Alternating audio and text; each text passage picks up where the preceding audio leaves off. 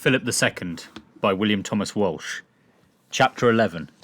England at the death of Mary Tudor, 1557. Mary was waiting for him at Greenwich. 2 days later, they rode through London to Whitehall, Philip on horseback, the Queen beside him in a litter. The streets were lined with crowds apparently affectionate and loyal, but something had changed since he was last in England. Suriano reported to Venice that the Spaniards were much hated, and neither His Majesty nor the Queen is well looked on by the multitude. The King felt sure, however, of the Privy Council and other personages. He had seen to that by bribing them.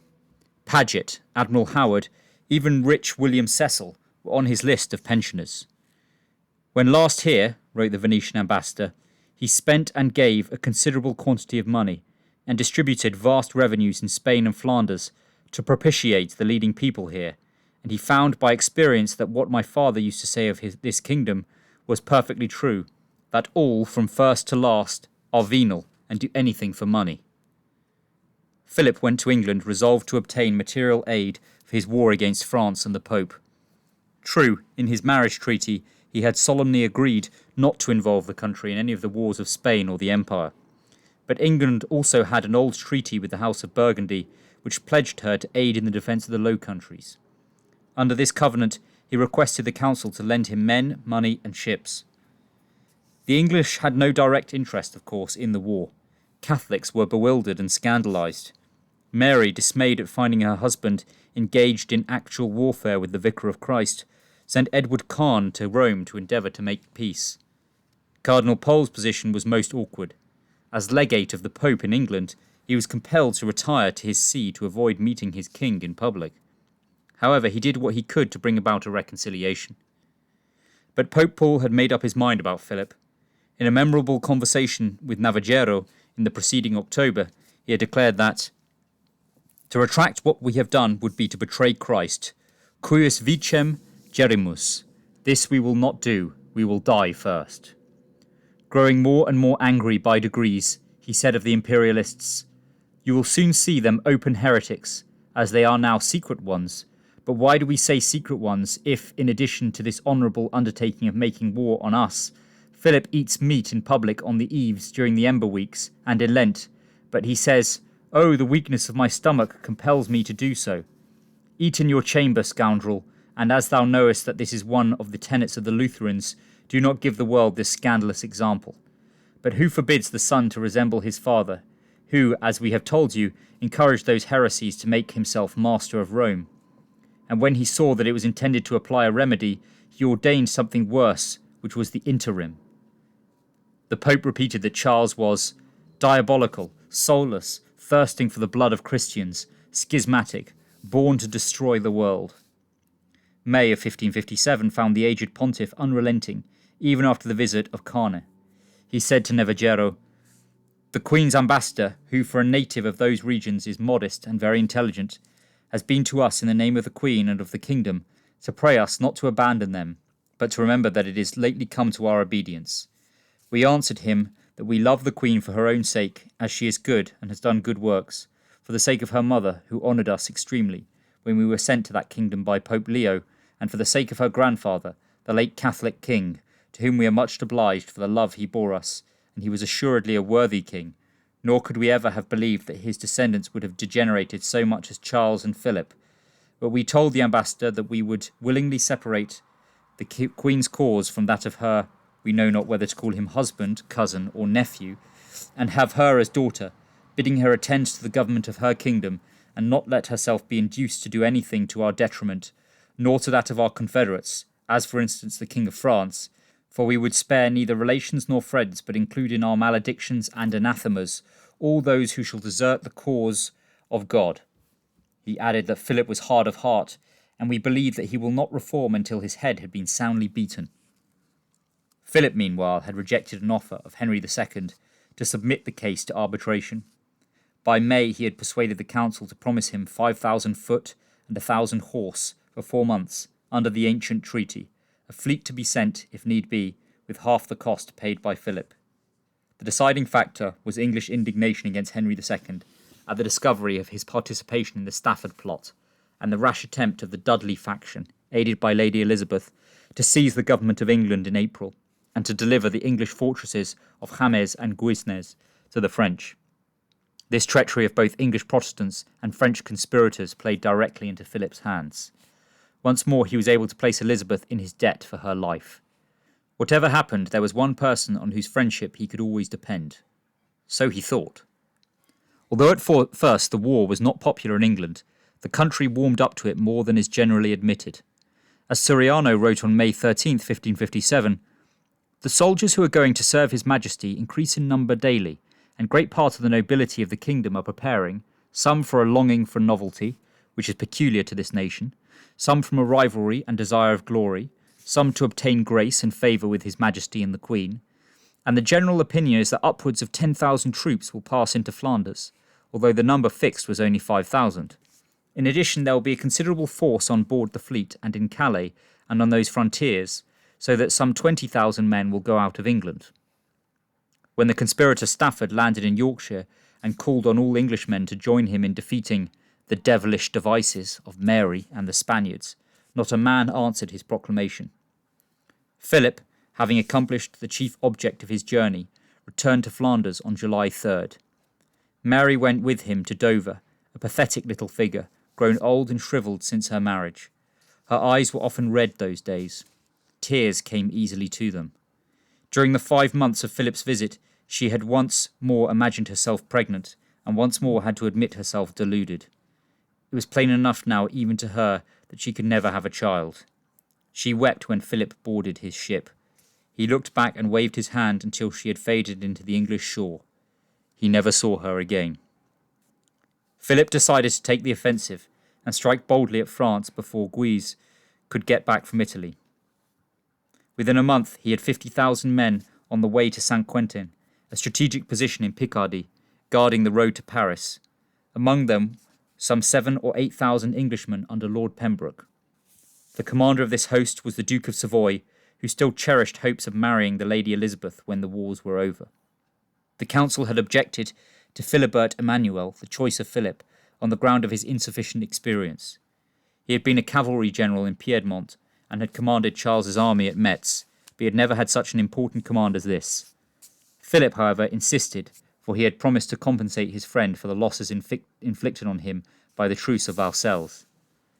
The emperor was keenly disappointed. He had hoped that Philip would keep up the family tradition, the medieval tradition, by placing himself at the head of his troops, as Ferdinand the Catholic had done in the Moorish War and as Charles himself had done in Africa and in Germany. But Philip knew himself apparently better than his father did. He had no illusions about his military prowess, nor was he cursed with that vanity which was one of the ingredients of the emperor's hedonism. Of military experience, too, he had far less than Philibert Emmanuel, only that brief campaign in Perpignan with Alba. Courage he had, and of that rare and rather sublime sort that can carry on a struggle against great odds for years quietly, without applaud or personal glory. But to make sound decisions on a battlefield in a split second, with the world crashing about his ears, did not belong to the temperament of a man who got diarrhea under the stress of any sudden anxiety, and was likely to have a high fever after a joust. Temperament, however, may not have been the deciding factor. The changed conditions of warfare had perhaps more to do with it. Infantry had supplanted cavalry, and artillery had been improved so much since Ferdinand's time that a king in armour was not much more valuable in the front rank than any other man, whereas he had a unique function to perform in a safe place behind the lines. Why should a king be such a fool as to get himself captured like Francis I? Philip, in this respect, was the first modern king. The Duke of Savoy justified his friend's confidence. He was of medium height, choleric and austere in temperament, all nerve, little flesh, graceful in his movements, grave and lofty in his actions, born to command. He had under him Alonso de Cáceres, commanding the right wing of Spanish and Germans, on the left the tercio of Navarrete and some Walloons, in the centre the romantic and resourceful fire-eater, Julian Romero, with Spaniards, Burgundians and English, the cavalry remaining free to scour the countryside and protect his rear and communications.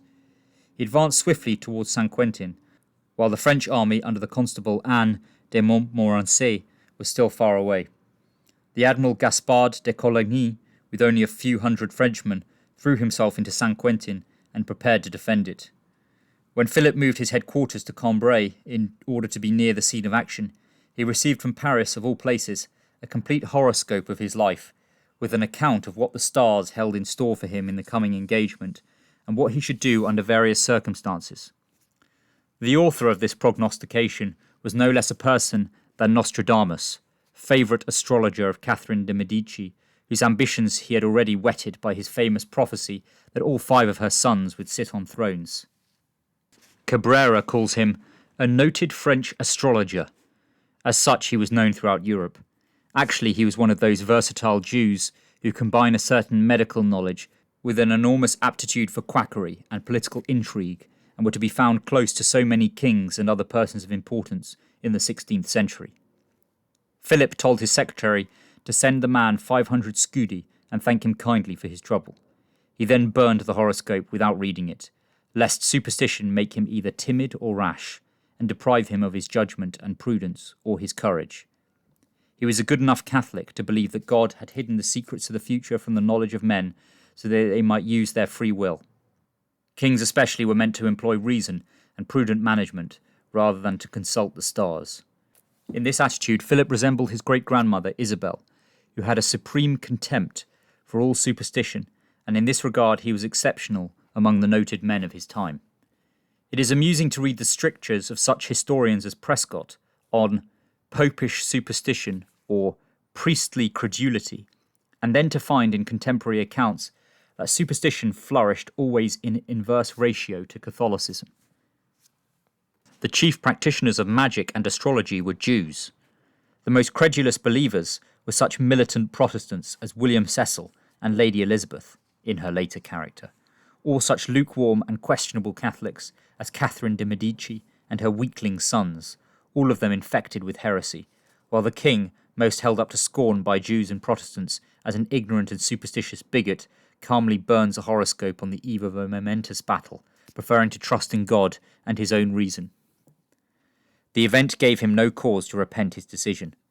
Montmorency was approaching timidly, afraid to venture a battle with only 18,000 troops. Ordered by King Henry to relieve San Quentin, he advanced, arriving outside the walls on the Feast of St. Lawrence, August 10th. There Savoy and Egmont, with part of Philip's army, immediately attacked him, out-generalled him, and won a crushing victory. 6,000 of the French were left dead on the field. 2,000 others, including the constable, himself, and 4 princes of the blood, were captured. The Spanish lost only a handful, 80 men, according to some accounts. Philip, in armour from head to foot, arrived on the battlefield the following day to receive salvos from the artillery and to have the captured French banners laid at his feet. He lifted up Savoy when the Duke attempted to kiss his hand and embraced him, thanking him for the outcome. He especially praised Egmont, principal author of the victory. He then went at the head of a procession to the nearest church to kneel before the Blessed Sacrament and give thanks to the God of battles, and to promise to build a monastery in honour of St. Lawrence, in whose feast the triumph had been won. In this, his first great victory, Philip showed himself humane and magnanimous. He immediately set free all the French prisoners of humble rank on condition that they would not bear arms against him for 6 months. When he entered San Quentin, 16 days later, after his troops had taken it, and when he saw what his German mercenaries had done that night before, he was shaken with anger and disgust. The Lutherans had sacked the place in the most barbarous manner. Among the charred ruins lay not only dead soldiers, but the torn bodies of women and children. The Duke of Savoy and many others now urged Philip to march on Paris before Henry could assemble another army or get Guise back from Italy. With so large an army, well disciplined and victorious, at his back, what could have kept so powerful a king from becoming master of France and lord of the best part of Europe? Certain modern historians have fallen in with the assumption that Philip might easily have done so. They hold that there was something reprehensible in his failure to wrong the sovereignty of another Christian country and to advance upon the dangerous path of universal conquest. Prescott observes rather contemptuously that Philip was not of that sanguine temper which overlooks, or at least overleaps, the obstacles in its way. As though there were anything necessarily admirable in overlooking, or at least overleaping obstacles. Professor Merriman tells us that so incapable was Philip of utilising his opportunity that the battle remained almost barren of advantage to the Spaniards. These historians have overlooked, or at least overleaped, the reasoning of Philip himself. It had never been easy, he said, to conquer France. His own revered father had marched into the country eating peacocks and marched out eating turnips. Philip had no desire to emulate him in that. Though there was no army in the field between him and Paris, there were several small but strongly fortified places, connected one with another, which could later be used by the French as bases to cut his communications behind him. He must first mop up these places to protect his rear. The most important of these was San Quentin, well fortified by nature and by art, protected by some hills, a lake, the river Somme, a thick wall and a deep moat. Julius Caesar had once sought its natural strength out for his winter quarters. Coligny now defended it vigorously against Philip until August 26th. By the time Ham, Châtelet, and other places were taken, September was half gone. A swift march on Paris then might have succeeded. But, as Cabrera shrewdly notes, any who resolves to go against Paris needs much time, much money, and much luck. Cabrera blames Philip for delaying with the small places, attributing this to bad advice, and for his habit of waiting for the decisions of the emperor. On the whole, however, he seems to conclude that the young king showed good sense in going into winter quarters at Brussels before the October rains made troop movements difficult and hazardous. Besides, as Merriman concedes, Philip's financial resources were completely exhausted, rather a good reason for postponing a march on Paris. Even the emperor agreed, after his first disappointment, that Philip had done the right thing. The council in Spain were overwhelmingly against any attempt to conquer France, which would impose a long and crushing burden on the already overtaxed Spanish people. They did not hesitate to point out to Philip that the expenses of his army amounted to 250,000 scudi a month, and that the interest charges of the Genoese merchants were very high and credit was scarce. Nevertheless, they were so proud of their young king's first victory that they opened their purse strings to the extent of sending him 80,000 scudi in the fleet under Pedro Menendez with some new recruits, and 650,000 scudi and some bronze cannon with cargoes of wool from Sevilla. So Philip went to Brussels and proceeded to have a thoroughly good time. The reports of his nocturnal activities at this period by the Venetian ambassadors have given rise to most of the gossip about his private life. Too much has been made, perhaps, of Badoer's statement that, in the enjoyment of ladies, he is incontinent, taking delight in going about masked at night, even in time of important negotiations, and he takes great pleasure in various games.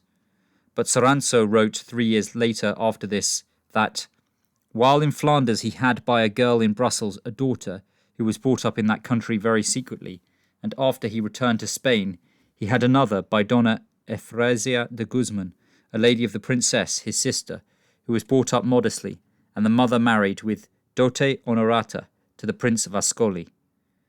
This, however, as Ballesteros argues, is not documentary proof. In the Venetian reports, there is a great deal of demonstrably false gossip. They are valuable only when supported by other evidence, which is lacking here, or when they recount what the ambassadors themselves saw or heard. At this time, Philip probably had no serious intention of returning to live with his wife. Yet if her English advisers had been as devoted to her true interests as he was, she might not have had her last days saddened by the loss of Calais. Immediately after San Quentin, he wrote her that the place was not as impregnable as the English imagined, and the garrison was weak and kept a careless watch, and that the French might make an attempt to take it by surprise. He offered to help in the defence, as he afterwards reminded Lord Clinton. The English refused his aid. The victory at San Quentin had several startling repercussions in various parts of Europe. As soon as the news reached Italy, Pope Paul, now completely disillusioned about his nephew the Cardinal, surrendered to Alba, who entered the Holy City on strict orders from Philip with quiet and reverent triumph, throwing himself at the feet of the Holy Father and begging his forgiveness for the show of force. There were none of the atrocities of 1527 that the Pope had feared. Alba was no Hugo de Moncada or Constable de Bourbon, but a commander whose army was always kept well in hand, whose men knew from experience that the violation of a woman would be followed at once by a hanging. The war in Italy, that huge sham battle, was over. The Duke of Guise, who had arrived too late to keep Alba out of Rome, raced back to France by forced marches to help in the defence of Paris, if necessary. While Queen Catherine de' Medici was feverishly raising troops and suppressing heretics in Paris, this brilliant soldier saw the need of doing something spectacular to raise the morale of the French people. On January 8th, after careful preparations, he did just what Philip had warned the English against.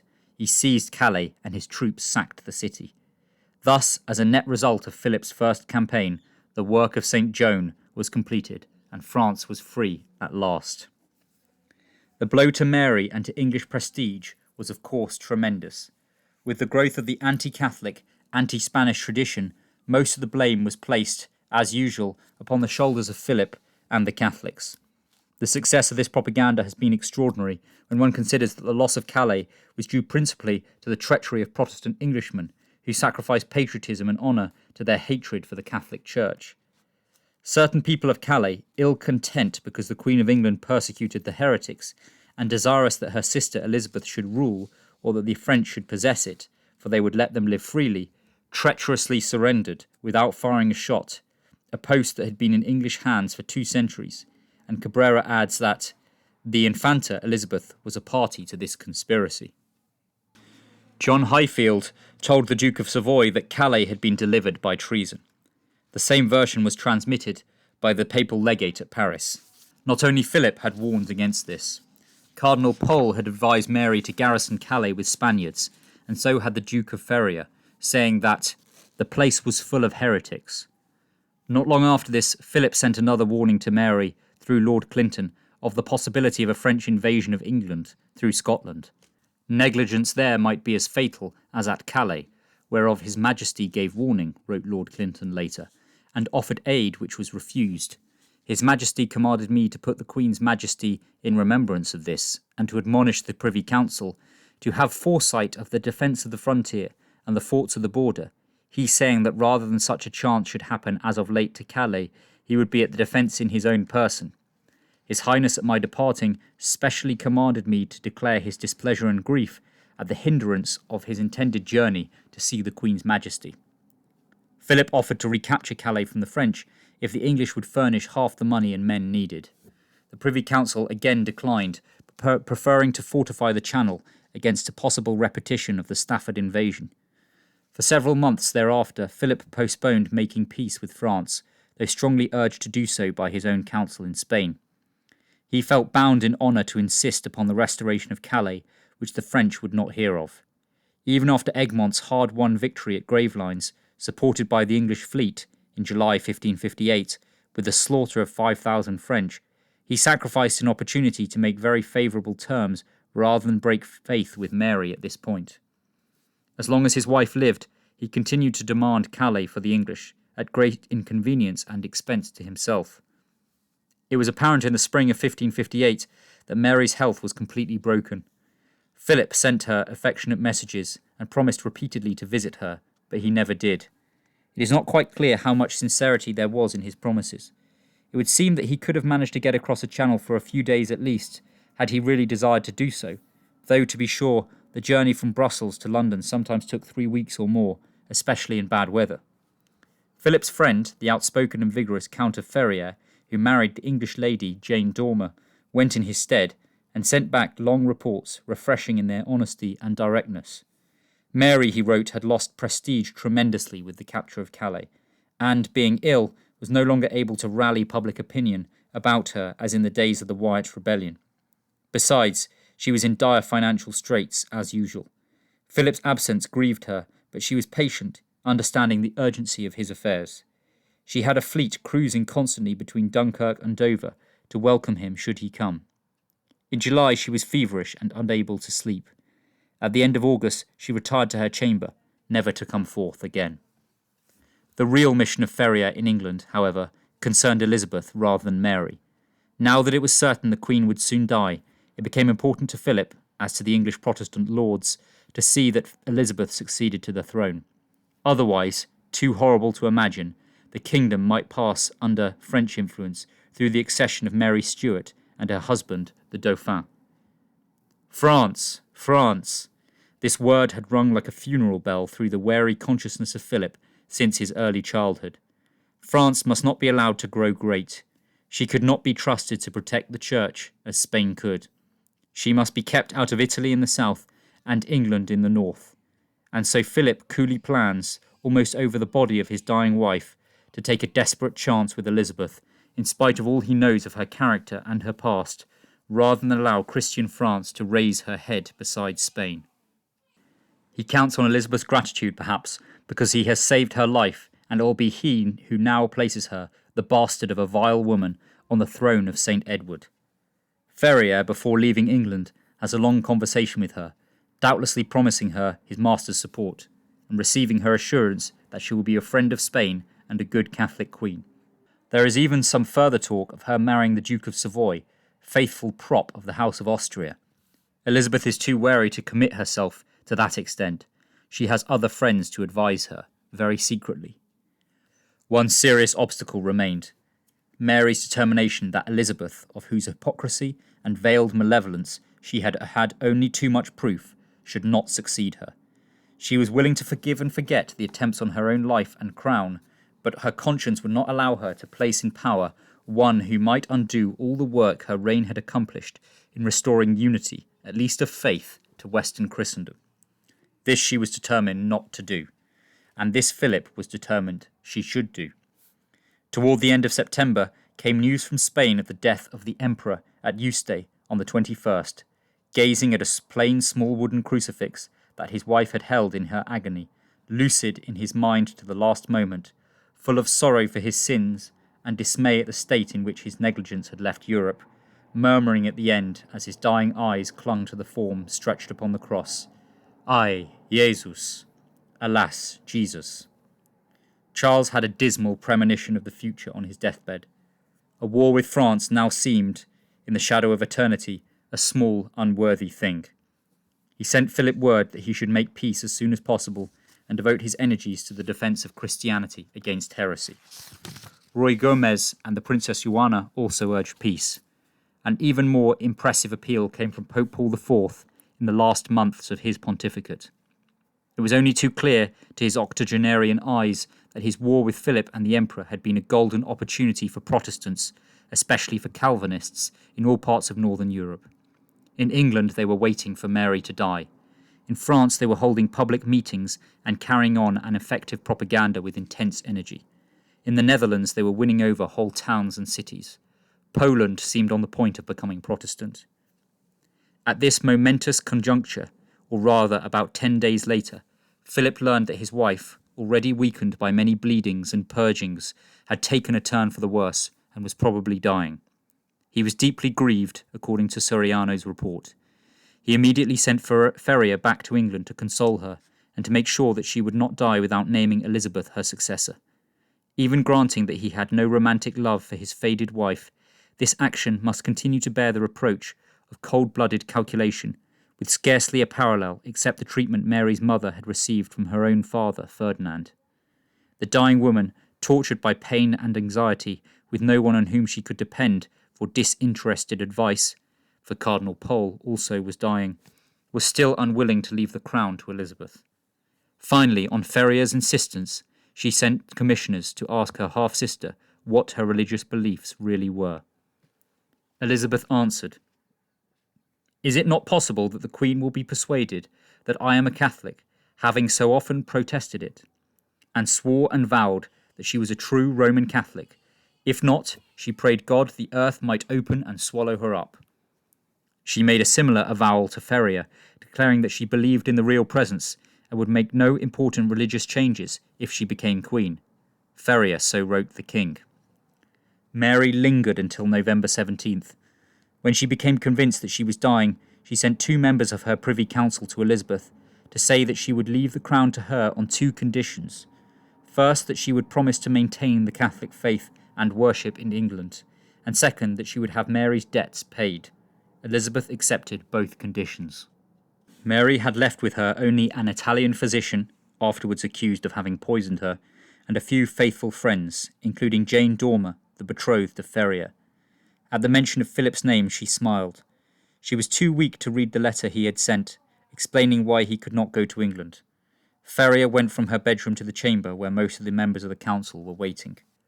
One of the first persons he saw there was a close friend of Lady Elizabeth, that same Sir John Mason, who had refused to get off his horse to receive King Philip in Brussels 3 years before, and had been spoken to so contemptuously when he had went to make a lying apology.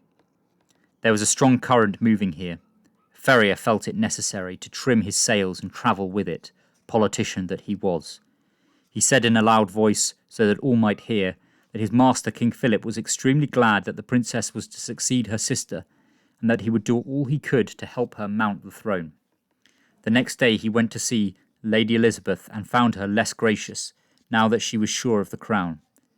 To flatter her vanity, he told her that King Philip had always been very sensible of her charms, and would be disposed to seek her hand in marriage if she continued faithful in the Catholic religion.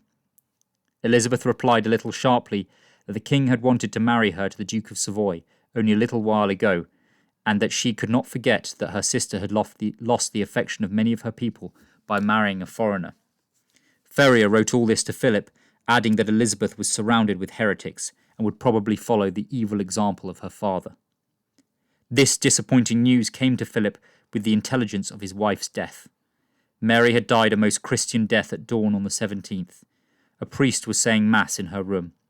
The Queen, who had been having dreams of seeing many little children playing before her like angels and singing music of unearthly beauty, was able to follow attentively, and even to answer Miserere nobis when the priest said Agnus Dei.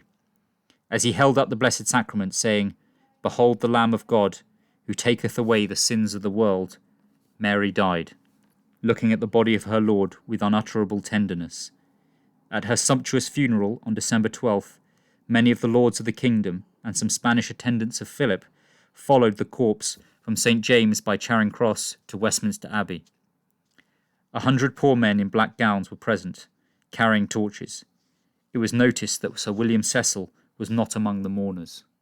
Philip was so grieved that he shut himself up for several days at the Abbey of San Gramandola. While he was there, he must have received 2 more discouraging letters from Ferrier.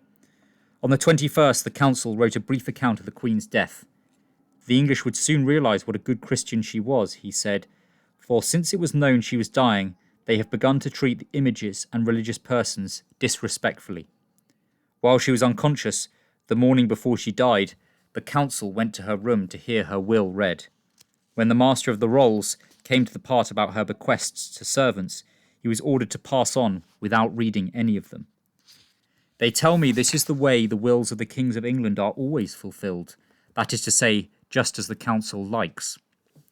It was still early to talk of marriage, the ambassador went on delicately, but the confusion and ineptitude of these people in all their affairs make it necessary for us to be more circumspect, so as not to miss the opportunities that are presented to us, and particularly in the matter of marriage.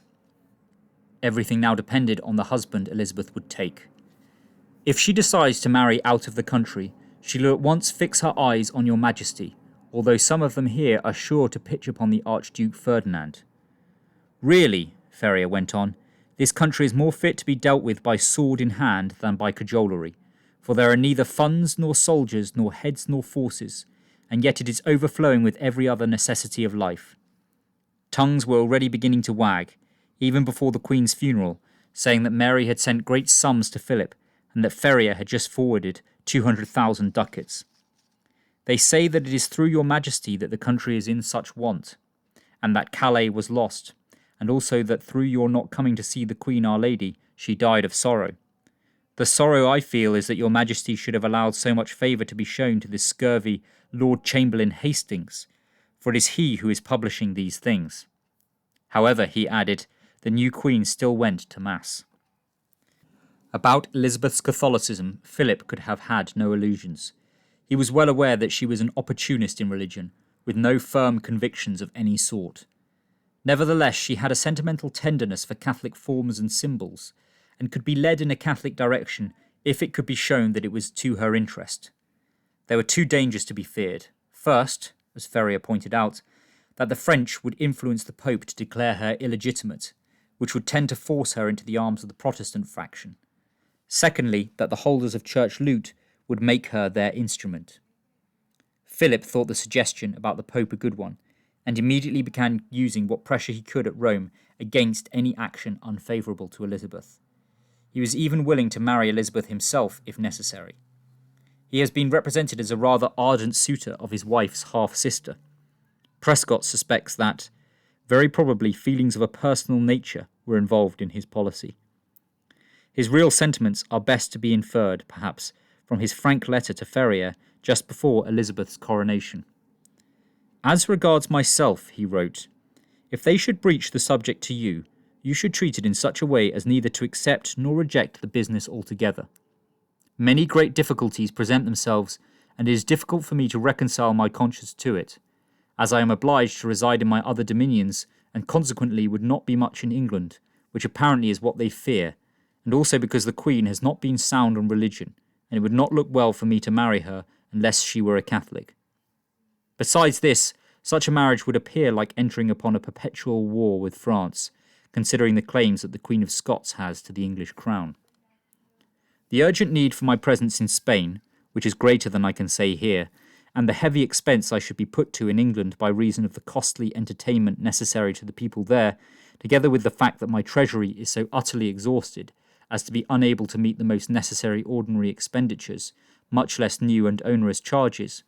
Bearing in mind these and many other difficulties no less grave, which I need not set forth, I nevertheless cannot lose sight of the enormous importance of such a match to Christianity, and the preservation of that which has been restored in England by the help of God.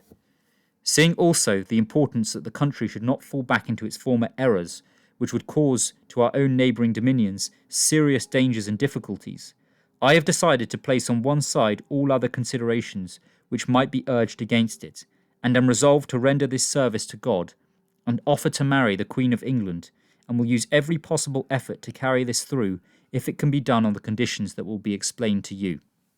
First and most important is that you should satisfy yourself that the Queen will profess the same religion as I do, which is the same that I shall ever hold, and that she will persevere in the same, and maintain and uphold it in the country, and with this end will do all that may appear necessary to me.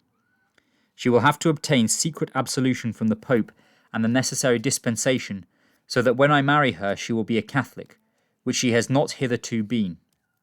In this way it will be evident and manifest that I am serving the Lord in marrying her, and that she has been converted by my act. You will, however, not propose any conditions until you see how the Queen is disposed towards the matter itself, and mark well that you must commence to broach the subject with the Queen alone, as she has already opened the door to such an approach. In my marriage treaty with the late Queen, it was stipulated that my Netherlands dominions should pass to any issue of the marriage, but as this condition would be very prejudicial to my son, it must not be again consented to. Nothing has been said to the Pope, nor is it desirable until the Queen's consent has been obtained. This is hardly the letter of an ardent lover. It is the letter of a sincere but slightly sanctimonious Catholic, who has inherited, with all the trappings of royalty, a lively sense of his own importance to God. He is already beginning to shake himself free from some of the trammels of his father's policy. Now that he is master, he will no longer sacrifice Carlos. He sees the folly of a perpetual war with France. He sees much, but not enough. On emerging from the Abbey in the last week in November, Philip returned to the palace at Brussels, whence he walked on the 28th to the church of St. Gudule to attend the obsequies of the Emperor. Seldom in history has filial devotion found expression in a more imperial funeral. At the head of the long procession walked priests and friars, the singers of the royal chapel, prelates, bishops, lawyers, deputies of the Netherlands, 200 poor men in long black gowns and hoods, carrying tapers of white wax, attendants, artists, porteros, alguaciles of the court with black truncheons, servants, guards, surgeons, pages, hostlers. Then came 4 kettle drums covered with black taffeta, embroidered with gold eagles. Then the trumpeters with black banners draped over their right shoulders. Then the kings of arms of Artois and Hainaut with a black flag between them. There followed a gorgeous Renaissance pageant. First there was a ship draped with the imperial banners and arms, with a figure representing charity on the poop deck, and another standing for hope in the prow. The chronicler does not tell us where Faith was, or whether she appeared at all. He adds, however, that the triumphs were on the side of the ship, and there followed a sea with 2 lighthouses and 2 marine monsters, and then a horse caparisoned in yellow, violet, and grey, the colours of Caesar, on which went the painting of Santiago on horseback, as at Clavijo. Each of the dominions of the dead ruler were represented by a horse draped in black. Flanders and Gueldres, Brabant, Burgundy, Austria, Sicily, Majorca, Toledo, Granada, Jerusalem, Galicia, Naples, these and many other places were represented that day by steeds in trappings of grief. After the mace-bearers and other kings of arms, there walked great men of the empire, a Spanish lord carrying a red cross, a German count bearing the golden fleece on a cushion of gold cloth, the Marquess of Arguila with the imperial sceptre, the Duke of Villahermosa with the sword of justice, Don Antonio de Toledo with the imperial crown, and William of Orange with the globe of universal sovereignty. Last came the Duke of Alba and the grandees of Spain. Arriving at the famous church, now alight with 2,500 tapers held by burghers, they advanced to a magnificent catafalque that had been built in the Ionian style, symbolizing courage. There the sceptre was placed on the tomb, with the globe at the right, the crown at the head, and the sword on the altar.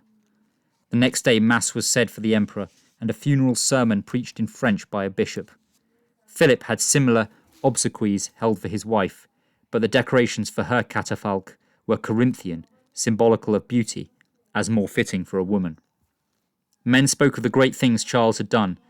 He had put down conspiracies in Flanders, Spain, Naples, and Peru.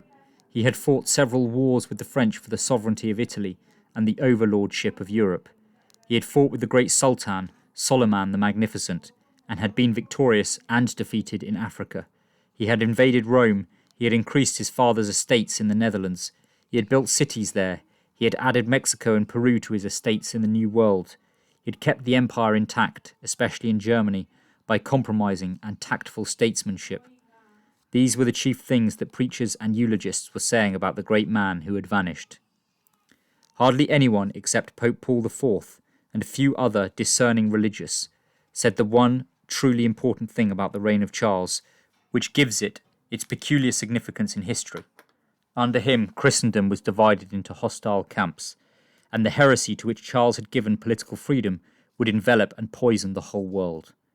Protestantism was destined to lead to capitalism and communism, as surely as Judaism was bound to fulfill itself with the coming of Christ in the Catholic Church. Charles himself saw the cleavage and the danger only in his last days. One of his bitterest reflections on his bed of pain was that he had not had Luther put to death when the monk was in his power at the Diet of Worms some 37 years before. Now it was too late. The world on which Philip ruefully gazed from his dispatch-littered table in Brussels was very different from what he had expected.